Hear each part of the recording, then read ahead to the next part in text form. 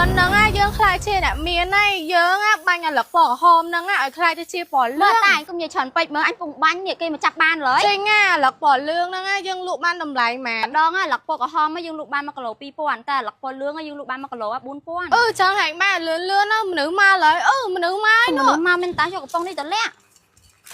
អូអាឡឹកពណ៌លឿងហើយមកចំណិតម៉ាន់ខ្មោចចាអូមកឡុកពណ៌លឿងនេះមកចំណិត5000ហើយពកហមនេះតែ2000ទេអូអីគេចាឯងលក់ចាក់កមកម៉េះមកចំណិត5000ហើយអាឡឹកលឿង1គីឡូថា5000ហ្នឹងម៉ែមិនបាច់ទិញណាពីរអ្នកម៉ែកូននេះឯងចាញ់កុំមកថាអាឡឹកគេថ្លៃអាឡឹកគេល្អអ្នកលក់អីសំដែគ្រាប់ម៉េះខំតែម៉ាក់ខ្ញុំឃ្លានណាខំអីមិនទិញផងអេអាឡឹកអីជាប់ដៃចាំអូយ៉ាតាធំមកទេគេចាប់បានហើយចាំបន្តិចអញហៅកំណើក្រក់សិនបងអាឡឹកធម្មជាតិអញ្ចឹងហីវាផ្ដិតមកជាប់ដៃអញ្ចឹងហីសំបីតែអាឡឹកនេះក៏ផ្ដិតមកជាប់ដៃដែរហុយកូនឯងទិញអត់នេះម៉ែឃ្លានលេងចឹងឃ្លានហ្នឹងនេះហឺសង្ស័យពីរអ្នកហ្នឹងមានល្បិចហ្មងបងច្រកតែបងចាតែខ្ញុំច្រកឲ្យអរគុណច្រើនណាស់បងដែលបានជួយទិញមកតាជួយច្រកគ្នាមក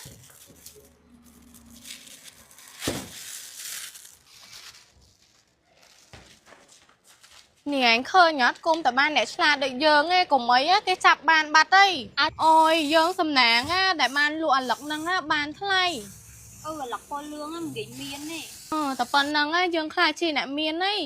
ហើយនឹងឯងនឹងនិយាយច្រើនមកទៅរៀបចំលឿនគេមកទិញគេឡើយ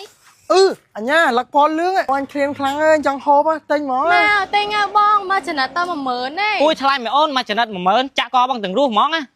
ថ្លៃគេខំឈរលក់ហាក្តៅស្រីស្អាតទេទិញលុយហ្នឹងលើបងអត់មានពេលនិយាយច្រើនឥឡូវបងឯងទិញអត់បើទិញតែអូនបញ្ញាប់លក់ឯងអ្នកផ្សេងអូននឹងតែផ្អែមមកអាឡឹកលឿងទិញយកមកអើយតែអញបែរតែអូនមួយពាក់អាវបកង់នេះស្អាតហ្មងអើយចឹងមិនសម្រាប់យកអាឡឹកពីរហ្នឹងណាបងចឹងអស់20000តែថងអូយអាចេញអើយយើងលក់ដាច់សบายចិត្តណាបងអរគុណអូនអាវបកង់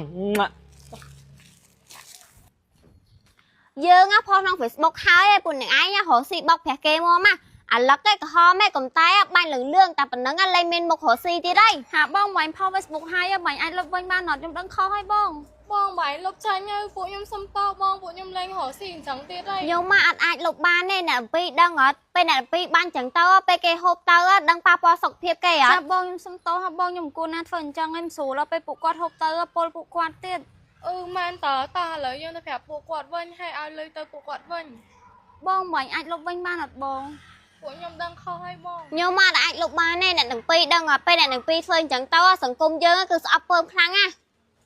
អតាចាប់ពីថ្ងៃហ្នឹងទៅយើងលែងមានមុខរកស៊ីទៀតហើយយើងមិនគួរណាលុបលន់ដល់ថ្នាក់អង្គសោះបងប្អូនទាំងអស់គ្នាកុំយកគំរូតាមខ្ញុំអីមែនហើយបងប្អូនទាំងអស់គ្នាកុំយកគំរូតាមពួកខ្ញុំអីត្រូវរកស៊ី